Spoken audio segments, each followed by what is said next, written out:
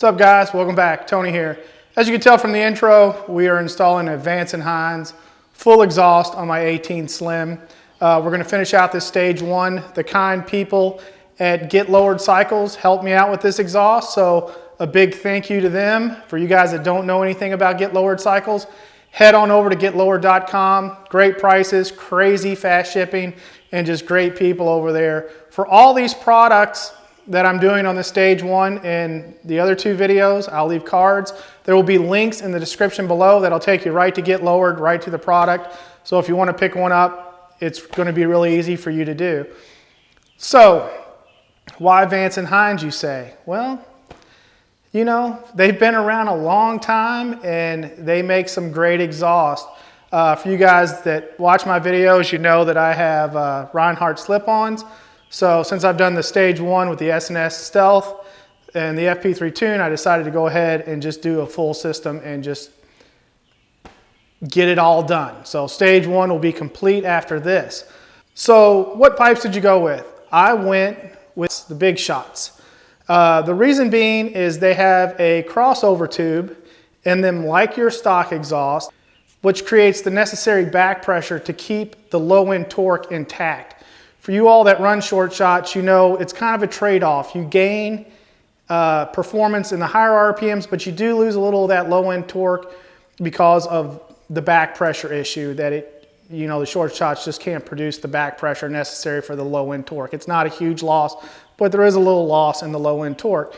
Supposedly with these BigShots, with the crossover tube, it creates the necessary back pressure to increase that low end torque. Vance and Hines claims that you get a 2-in-1 like performance with a 2-in-2 design. So we'll see. So without further ado, let's get this exhaust off and see what we got. All right guys, now we have the exhaust off. Not very difficult to do. Use your service manual, follow it. It's very easy to do. Now I will say there is one of the flange nuts on the front cylinder is a real to get to. Actually, it's pretty difficult. I ended up using a knuckle and an extension and I was able to do it. Getting it back on is going to definitely be a challenge. Other than that, it comes off pretty easy. So we need to go ahead and prep this new Vance and Hines.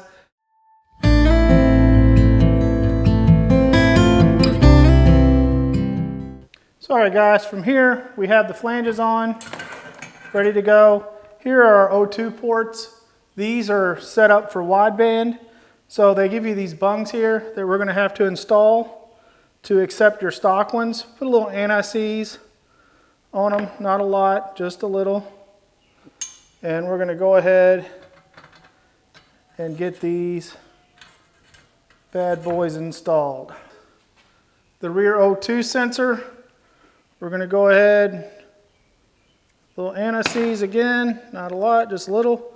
You want to make sure that you don't get it on the sensor itself. And there's a little, there's a little brass crush ring here. So rear, right here, we're going to go ahead and tighten it up, not crazy. Rear O2 sensors installed. We want to do the same thing on the front, so I'm going to do that. And when you install these adapters and the O2 sensor, make sure to use a little anti-seize on there because these things get hot, and if you ever want to pull them out, you want it to be easy. So put a little anti-seize, but when you do that, make sure you do not get any on the sensor itself, just on the threads. Our next order of business is to remove this stock exhaust bracket. All right. It's going to go on just like this. They do include a spacer that's going to go in behind it to space it out the proper width. So there's that. And start these in. Grab the other one. Start them in. And man, just like Vance and Hines, everything just fits perfectly. Vance and Hines recommends 33 foot-pounds. So we're going to go ahead and torque these down to 33. There we go. bracket installed. So all right guys, we have our O2 sensors put in, we have our flanges put on, we have the bracket installed on the bike. Vance and Hines does give you directions. I highly recommend that you follow these along with the video so that you do it right. I'm going to reuse my stock exhaust gaskets. They're in really good shape. They actually don't even look like they've been used. So I'm going to reuse those. But if yours are in bad shape, you definitely want to replace that. And for you all that know, these exhaust gaskets are really tough to get back in. So that is where my little tool comes in handy. This thing sets exhaust gaskets perfect every time. You can go to Home Depot, get this stuff for about $7, maybe $10 now, but it really does make your life easier. For you guys that don't know what this is, I'll leave a card. I have a video that I did. It was the second video I've ever done. It was shot on a GoPro in the garage. It's absolutely horrible quality. I'm a little embarrassed about it, but it goes through the details on what you need, the washers and stuff to get this done, and this will really help you out. So my next step is actually installing the pipes on the bike. Guys, I don't know if I'm going to be able to film this. I apologize. You really need like 15 hands to do this, and trying to do it by myself and film at the same time is going to be next to impossible, and it's just going to take me to the edge. So I'm going to go ahead and get these fitted on the bike. We went ahead, I got the exhaust installed into the ports. That front jug is a pain, I'm not going to lie to you. So we got those loosely installed. We don't want to torque them down yet, but we have these dog bones here. They're going to slide in behind. You really can't see, I apologize for that. But they slide in behind the exhaust here. And then Vance and Hines gives you the 4 bolts for them. So we want to go ahead and get these put in. So after we get all 4 of these put in, we want to check the alignment of the exhaust, make sure we're running parallel, everything's good. We want to go ahead and tighten these down, and then after we get these tightened down and everything's aligned, we're going to tighten down at the heads themselves. And then from there, it's just a matter of putting on the heat shields and getting everything ready to go. All right guys, from here we're going to go ahead and torque down our flange bolts to 120 inch-pounds. There we go. When we torque these, we want to make sure we do them at the same pace. What I mean by that, do a couple turns here, a couple turns here. You want them evenly to go back, and periodically just check them to make sure. So the rear one's done. I'm going to go ahead and do the front one. And after that, we're pretty much installed. We just have heat shields left. But make sure to reinstall your O2 sensors.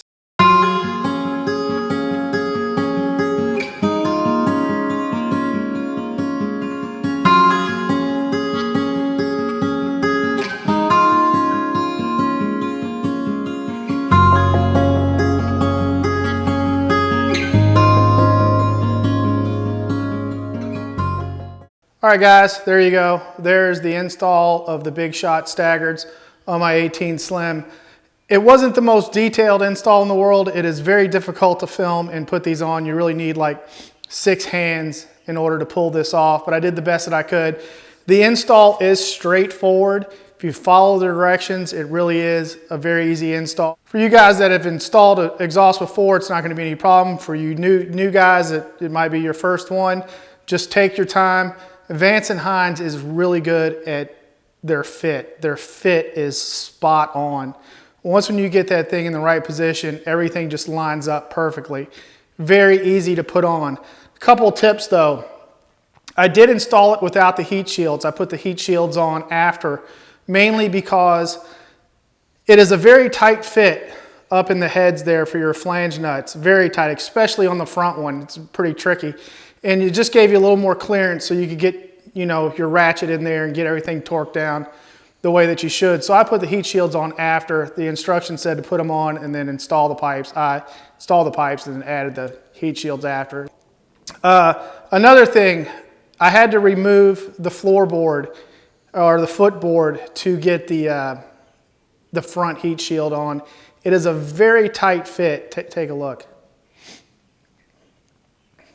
So yeah, it's a very tight fit. There's no way to get that thing on without removing that footboard out of the way. No big deal, 2 bolts underneath, Loctite them, torque them back down to 45 foot-pounds, good to go, very easy.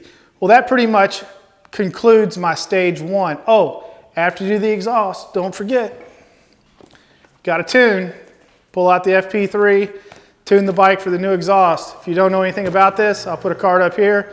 I'll take you to my FP3 video that I just did on the stage 1, and that'll get you all taken care of. So I guess next thing to do is to start this thing up and see how it sounds. Also, when you start it up, you want to check for leaks up at the exhaust ports and the heads. There's a few ways you could do it. Once when I start, I kind of stick my hand in there real quick, see if I feel any air. And also, if you do have a leak, you're going to hear it pretty fast. It's a pretty noticeable sound coming out of there. So I guess let's get this thing started up and see what it sounds like. And I know Vance and Hines, I mean, they always sound good. Probably gonna have to get some earplugs, and the neighbors probably aren't gonna like me very much, but we are running the standard baffles, so let's see what it sounds like.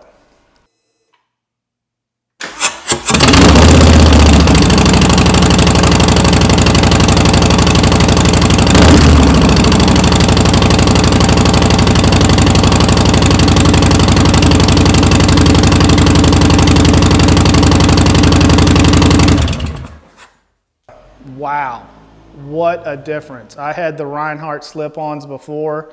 Wow, these things sound great. I mean, they're loud, don't get me wrong, but it's a nice, throaty, deep sound. Wow, thoroughly impressed with the sound of these pipes. Yeah, good choice, really. Yeah, these things sound great. I'm a little bit lost for words. Yeah, yeah, they sound great. Again, thanks to Get Lowered for getting these out to me. Amazing fast shipping. Talked to him yesterday. Showed up at my door again at 10:30 this morning, less than 24 hours. Just unbelievable. Again, I will leave links below for the FP3, the Stealth, and the BigShots. They'll take you right to Get Lowered, get you all hooked up. But guys, that's about it. If you have any questions about the install, just hit me up in the comments below and I'll answer them as best as I can. I know it's not as detailed as I usually like to get these install videos, but like I said, trying to film and get these on was pretty tough, especially since these are attached with the crossover tube. So it's basically like putting a 2-to-1 in, so you have to line up both head ports exactly. And if you're just doing short shots, you know, you can do each one individual a little bit easier, but this one you got to get everything lined. Anyway, it was just a little more, I wish I would have had another set of hands, but I didn't. I'm a one-man crew, so there you go. But really like the looks of them, really love the sound of them. I really can't go out and give it a run today. It's raining outside, but believe me, when the weather clears up, I will be taking this out for a spin. So there you go, guys. I hope you enjoyed this video. If you did, give me a thumbs up. If you haven't subscribed yet, hit the subscribe button right over here. And again, guys, thanks for tuning in and letting me waste your time as always. And ride safe and be careful out there. And until next time, later.